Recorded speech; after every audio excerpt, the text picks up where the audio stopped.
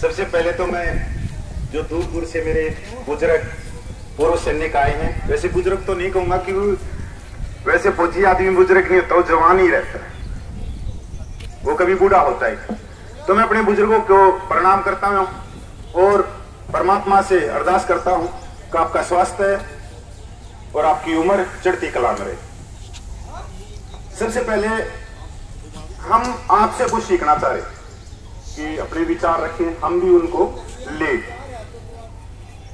इसके बाद में आपके कोई भी प्रश्न है आपके दिमाग में, कोई पे पेंशन का किसी भी तरह से अब जबरदस्त प्रश्न हो, पूरी कोशिश करेंगे कागजों के आधार पे, जो कागज बोलते बनी बनाई बातों पे मैं जाता नहीं, जो कागज बोलते हैं गवर्नमेंट के उन्हीं के ऊपर कि आप लोगों के साथ में भेदभाव हुआ तो हुआ, कैसे हुआ, क्या इसमें सरकार दोषी है, क्या इसमें जो रिटायर्ड हैं वो दोषी है या हम दोषी हैं। तो मेरा कहने का मतलब ये है कि इसमें कपिल फौजी और ये जो साहब आगे बैठे हैं, कैप्टन साहब हो गए हमारे सूबेदार मेजर, क्योंकि मैं सिपाही आदमी हूं, ये हमारे सूबेदार मेजर हैं, वो कैप्टन है, तो एक पंक्ति बन गई, पूरी प्लाटून बन गई, तो एक हवलदार और बीच में बैठा दो, तो हम दोषी हैं। क्योंकि कभी भी कोई ये कहता है कि हमने सरकार तक अपनी मांगे पहुंचाई, तो नहीं पहुंचाई। हमने 75 सालों में ऑफिसर की मांगे पहुंचाई कि हमारे ऑफिसर रैंक की बहुत ही कम पे पेंशन है और संख्या बल हमारा है जंतर मंतर पे रामलीला ग्राउंड में, और 15 सितंबर 2015 की रेवाड़ी रेली, और ऐसा होता है पूरे 75 सालों में। और आज ऐसा हो गया कि एक सैनिक विधवा सिर्फ 11,000 रुपये में गुजारा कर रही है, और वो सैनिक विधवा हमारी बहन है, बेटी है, हमारी माँ है। आज सबसे पहले मैं हर एक चीज में यही बोलता हूं कि मेरी जो संघर्ष है वो सैनिक विधवाओं के लिए, मेरी माता और बहनों के लिए।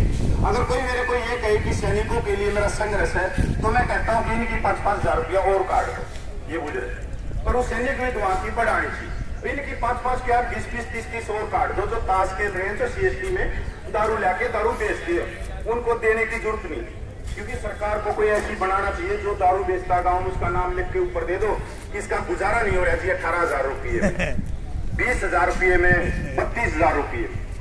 क्योंकि आप लोग देखते हो गांव में बड़ा मेरे को बुरा लगता है कि हमारे जो सैनिक भाई हैं, कोई 6 बोतल मिलती है, किसी को 4 बोतल मिलती है, और वो शाम को खेतों में चला गया, कोई एक बेवड़ा आया और ऊपर से रुपये पकड़ाएगा गेट के ऊपर से, जी मैंने बोतल दे दो। हमारी बहन बेटी उसको वो बोतल देगी और बेवड़ा हाथ से छुएगा। कुछ चीजें हमने अपनी नैतिकता खोई है समय के हिसाब से। आज जो भी सैनिक आए इतनी दूर दूर से, हमारे अलीगढ़ जेवर से आए, दादरी से आए, बिहार से भी आए हुए हैं, एक हमारे 2 उत्तराखंड से भी आए हुए हैं समय लेने के लिए कि हम कब चलाएंगे। तो मैं इतना कहना चाहता हूं कि हमने उत्तराखंड का 27 मार्च से आगे के लिए बोला था उत्तराखंड को, पर कर्नाटक वालों ने अपनी रिजर्वेशन पहले करवा ली, जिनका कल शाम को पता लगा 40 बंदों की, तो वो आएंगे 25 तारीख से कर्नाटक वाले चलाएंगे, उसके बाद में उत्तराखंड की तरफ हम करेंगे। यहां ये सांकेतिक जो धरना चल रहा है, आप इसको महसूस करना कि आप यहां दिल्ली में बैठे हैं तो पूरे देश के सैनिक हैं, वो जागरूक हो रहे हैं, छोटी छोटी बैठकें कर रहे हैं, मीटिंगें कर रहे हैं, रोड मार्च निकाल रहे हैं। जैसे केरला से भी मैसेज आया, कल बहुत बड़ी वहां रैली है, और कल देहरादून में हुई है, पिथौरागढ़ में हुई है, हमारे हरियाणा में लगातार हो रही है, अलग अलग जगह। यहां जब तक बैठे हैं, जब तक वो विचारधारा वहां तक जारी है, कन्याकुमारी तक। तो ये कोई हम 30-40 आदमी नहीं बैठे, ये यहां पर 28 लाख पूर्व सैनिक बैठे हैं। 14 नवंबर को इसी जंतर मंतर पे हमने एक धरना प्रदर्शन किया था, 14 नवंबर को 20 फरवरी से पहले। तब उसके अंदर कम से कम 3-4 हजार व्यक्ति आए थे। हमारे पीछे एडवोकेट साहब बैठे हैं, दून साहब बहुत एक बड़ी संस्था के प्रधान है नेक्सा के, तो इनको भी मालूम है।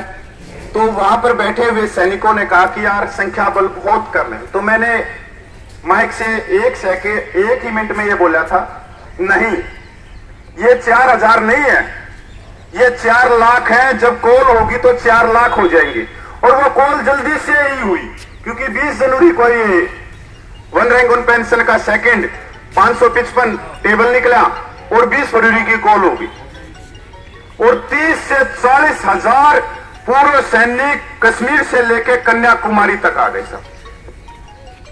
तो आज ये मत सोचो कि हम यहां 60 व्यक्ति बैठे पूर्व सैनिक, नहीं नहीं, इसके अंदर कम से कम आप लोग जो देख रहे हैं, कम से कम 15 राज्यों के सैनिक अभी फिलहाल बैठे होंगे एक एक करके। और जिस दिन हम कहेंगे कि बड़ी कॉल है, तो ये रामलीला ग्राउंड बहुत हल्का पड़ जाएगा, क्योंकि मेरा जो संघर्ष है वो बहुत लंबा है और आंदोलन में ही रहे। ये 23वां आंदोलन था जो जंतर मंतर पे एक छोटी ही जगह से हम चले, छोटी जगह से चलते चलते लाठियां भी खाई हैं इसी जंतर मंतर पे पुलिस की, और 4-4 केस भी भुगत रहे। और फिर कश्मीर से लेकर कन्याकुमारी तक हमने पैदल भी गए, हमने एक एक गांव में पूछने की कोशिश की, एक एक सैनिक को जगाने की कोशिश की है। बहुत सारे ऐसे भी हमारे सैनिक भाई थे कि जिनके आंखों पे पट्टी बंधी हुई थी, वो कपड़ों को भी पाड़ लेते थे, थप्पड़ भी मार देते थे। मतलब बहुत लंबा चले हैं 9 साल के अंदर। और चले क्यों हैं? क्योंकि हमने 6 मीटर कपड़ा पहना है। मैं और किसी की बात नहीं करूं, मैं बॉर्डर पे खड़ा हूं, मैंने देश रक्षा के लिए 6 मीटर कपड़ा पहना है। और जो मेरा रैंक है वो मैं सौप्रिय मानता हूं। भाई मेरा रैंक जिस भी रैंक में जो भी आता है, चाहे वो हौलदार है, जैसे साहिबान है, उसका सौप्रिय है। क्योंकि सेना अकेले एक जनरल से नहीं चलती, वो तो कमांड देते हैं पीछे, और वो कमांड घूमती घूमती घूमती घूमती एक सिपाही के पास आती है, और एक सिपाही के पास आती है। जब एक जैसे साहिबान कहता है चला बेटे गोली दुश्मन की छाती पे,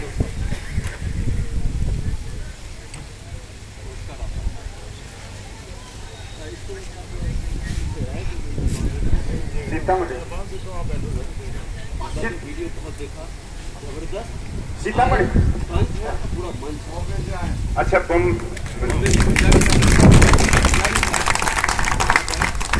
चलो जय महाराष्ट्र। कैप्स में है navy, Indian navy caps, pencil section, drone section, वहां से भेजा जाता राइटर को प्रेसिडेंट बनाया है। और इन्होंने यहाँ पर संस्था के लिए 25,000 रुपये का दान भी दिया अपनी संस्था से, महाराष्ट्र से, वहां से इकट्ठे करके चलाने के लिए। तो जो आज जो हमारी है ये बोर्ड पे आप लगे हुए हैं, जैसे मिलिट्री सर्विस पे है, 6 पे कमीशन में यूरोपियन कंट्रियों से आई, ये पहले यूरोपीय की कंट्रियों में है मिलिट्री सर्विस पे, पर वहां भेदभाव नहीं है, सिपाही से लेकर जनरल तक है। अभी हम क्यों मांग कर रहे हैं, ये भी सोचने की बात है कि मिलिट्री सर्विस पे आखिर है क्या। अभी कई तो बोल देंगे जैसे मिलिट्री सर्विस पे मिनिमम वो गारंटीड वो फसल का एमनेसिस, तो उसको आधे को तो वो भी नहीं मालूम। ये है मिलिट्री सर्विस पे। 6 पे कमीशन में मिलिट्री सर्विस पे को क्या कहा गया कि मिलिट्री सर्विस पे स्टेटस से नहीं लागू होगी, स्टेटस होगा ग्रेड पे से। 1800, 2400, 2800, 4200, 5600 वो अपने आप ग्रेड पे बता देता है 14,000 ये सिपाही है, हौलदार है ये। पर इसके लिए कहा गया है कि ये स्टेटस से नहीं होगी, ग्रेड पे इसमें कोई लेना देना नहीं है, ये सिपाही से लेके जनरल तक एक समान हो। हुआ क्या इसमें 6 पे कमीशन में कि जो अधिकारी है उनके लिए 6,000, जो नर्स हैं उनके लिए 4200 और जवान के लिए की गई 1,000 रुपये। थोड़ी ही उसके अंदर जो विवाद बढ़ा तो 2,000 लेके आए। अब आप लोग इतने बैठे हैं, सब कभी ना कभी तो सर्विस मेडिकलों में दवाई लेने के लिए गए होंगे, तो वहां 2 तरह की नर्स होती हैं, एक मेल एक फीमेल। मेल वो जो आपके साथ में पोस्टों पे रहता है, ग्लेशियर में रहता है, लड़ाई में आगे रहता है, एक हाथ में उसके हथियार है, दूसरे हाथ में झोला है, उसी में दवाई जड़ी बूटी इंजेक्शन है। अगर कोई बीमार हो गया, अगर किसी को गोली लगी तो फर्स्ट ऐड कर देता है वहां पे, और फिर वो गोली भी चला लेता। उसकी मिलिट्री सर्विस पे कितनी है? 5200। और जो हमारी नर्स हैं, बहनें हैं, अच्छी बात है उनकी कही, पर आर्मी एक्ट ये बोलता है कि वो लड़ाकू जवान नहीं है। वो फर्स्ट जो बॉर्डर है जहां लड़ाई है वहां नहीं जाएंगी। जो नर्स हैं उनकी कितनी है? 10,500 रुपया। नर्स 2 है, मेल और फीमेल दोनों का एक ही काम है। एक लड़ाकू जवान है जिसके एक हाथ में हथियार है, एक हाथ में दवाइयों का थैला। ये किसने की है सिफारिश? जो कहते हैं ना कि पे कमीशन अलग बैठता है, इसमें सेना का कोई लेना देना नहीं है, तो अर्जुडेंट ब्रांच क्या करता है? वही तो सिफारिश करता है। ये उन्होंने सिफारिश करी 10.5 की, और 15,500 क्यों नहीं हो?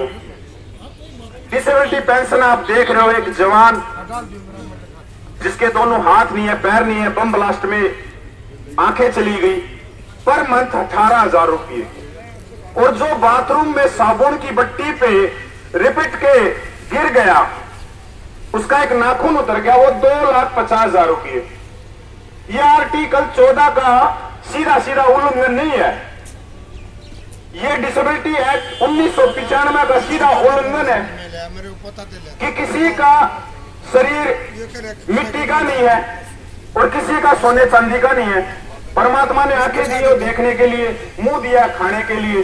अगर इसी में बम ब्लास्ट में मुंह चला गया तो एक जवान को 18,000 रुपये और एक अधिकारी को 2,52,000 रुपये। जो मेन चीज है, सैनिक विधवाओं को देखो। सैनिक विधवाओं की 2006 में जो एक हमारा लास्ट रैंक होता है टीएस नायक, उसकी कितनी पेंशन? 3500 रुपये। और एक टीएस कर्नल की पेंशन कितनी? 5880 रुपये।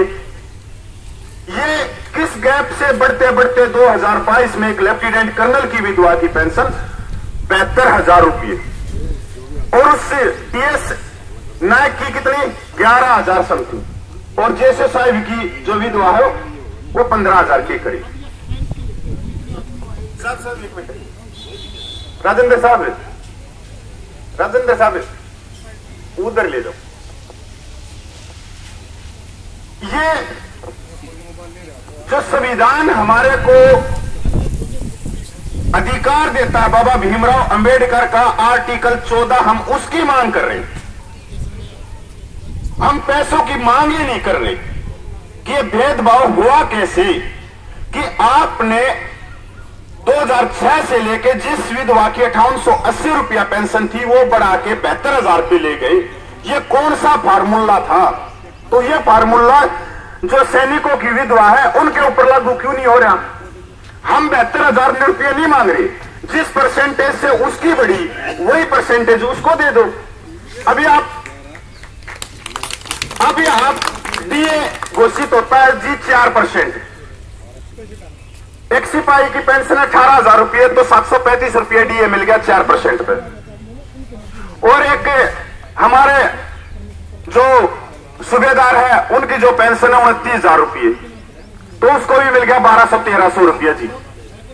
और जो जनरल की पेंशन है 1,25,000, उसको मिल गया 5,000 रुपया जी। कोई तकलीफ नहीं है, मिलना चाहिए जी 1,25,000 पे 5,000 सीधा, कोई वो नहीं है।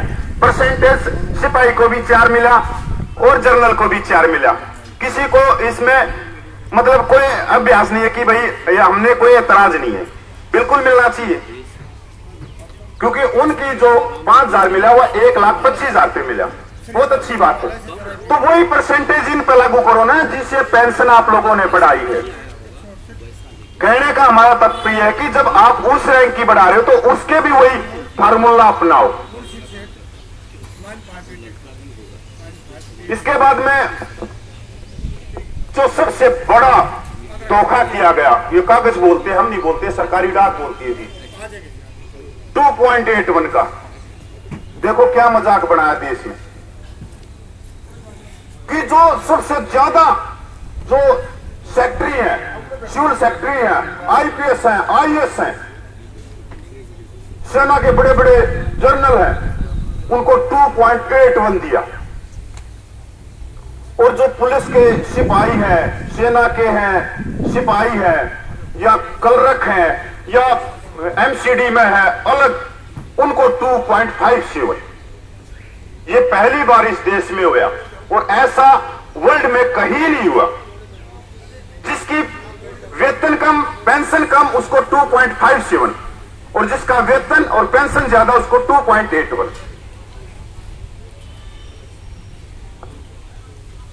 वन रैंक वन पेंशन आप लोगों के सामने है। कोश्यारी कमेटी ये कहती है कि जो कम उम्र में रिटायरमेंट आए उनको तो उनका गुजारा नहीं होता। और गुजारा क्यों नहीं होता जी? 35 साल से लेकर 45 साल तक जवान और जैसे साहिबान घर आ जाते हैं। जवान का बच्चा होगा 5वीं या 6ठी क्लास में और जैसे साहिबान का होगा 8वीं और 10वीं में। 8वीं और 10वीं में जो बच्चा पढ़ रहा है उसकी फीस कम से कम एक स्कूल में अभी फिलहाल 8,000 रुपये, महीने के 8,000 हो गए। उसका दवाई का, कपड़ों का, किताबों का वो अलग चले आएगा। 73 से पहले भी वन रैंक वन पेंशन जवानों के लिए, जिसके बच्चे कम छोटे। और सरकार ने किसको दिया वन रैंक वन पेंशन? जिसके बच्चों का पोता 10 साल का है। मान लीजिए एक जवान भर्ती होने के बाद में 25 साल की उम्र में उसकी शादी हो गई, 26 में एक बच्चा हो गया, 35 में उसे वो जो बच्चा है जो जवान का, उसकी उम्र कितनी हुई? 10 साल। और ऑफिसर की भी भाई 25 में शादी होगी, 26 में उसके एक बच्चा हो गया और 60 साल में वो रिटायरमेंट आया तो उसके बच्चे की जो उम्र होगी वो होगी 35 साल। और उसके बच्चे की भी 25 में शादी हुई और 26 में बच्चा पैदा हो गया तो पोता हो गया 10 साल का। 10 साल के पोते को पालने के लिए या वन रैंक वन पेंशन उनको दी। 2006 में एक लेफ्टिनेंट कर्नल की 14,600 रुपये थी। 2006 से 2022 तक 96,000 चली गई। वो कमाल का फार्मूला है। तो ये फार्मूला इन गरीबों को भी दे दो।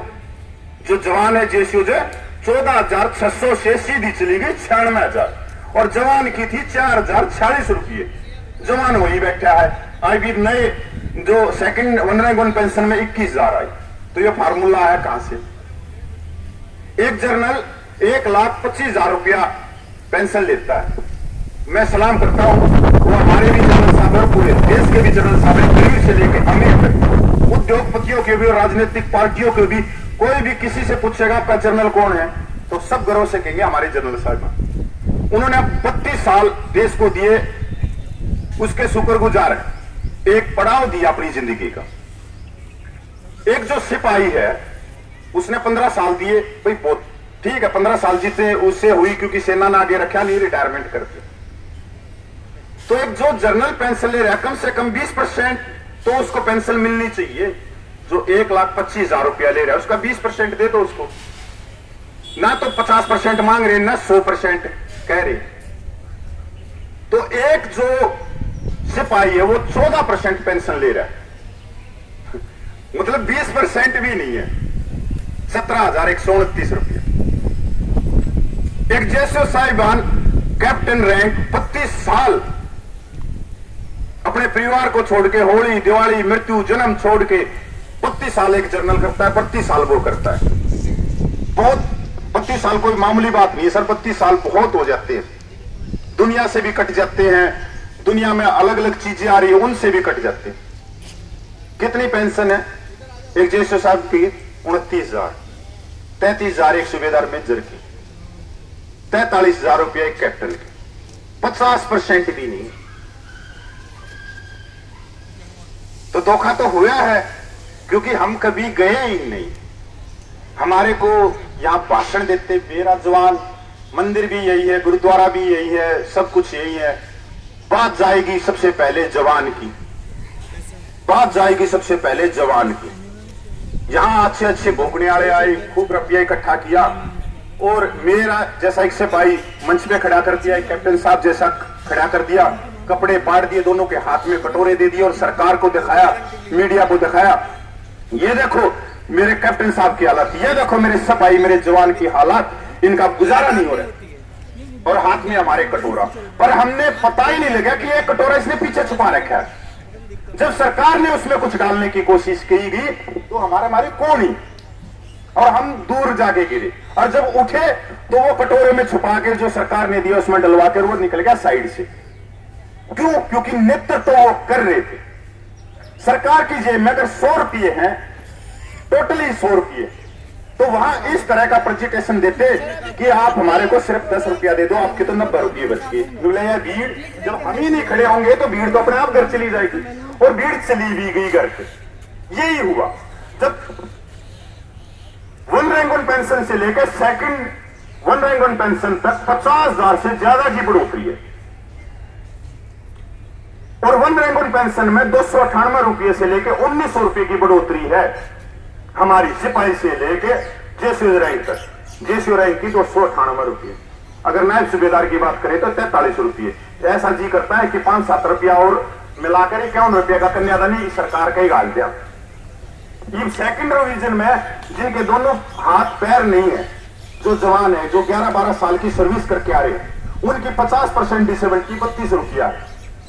32 रुपये की बढ़ोतरी करिए सरकार ने। इसमें भी ऐसा मन कर रहा है कि 15 रुपये और मिला के सरकार के कन्यादान गाल दिया, एक चेक बना के दे दे जी आप ही रख लो, ये 32 रुपया क्यों दे दो, और फिर कह रहे हैं 4 किस्तों में देंगे 32 रुपये में। क्या मजाक बना रहे हैं।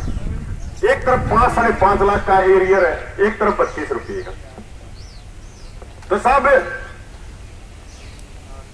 आप यहां से जाओगे, जितने भी आए हुए हैं अलग अलग जगह से फोटो खींचो, अखबारों में दो कि हमारी मांग है।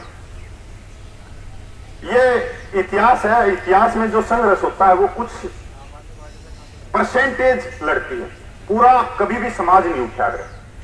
अगर 100 आदमी होंगे तो 0.01% एक व्यक्ति पूरे समाज को लेके चलता है, और समाज घर पे सोता है।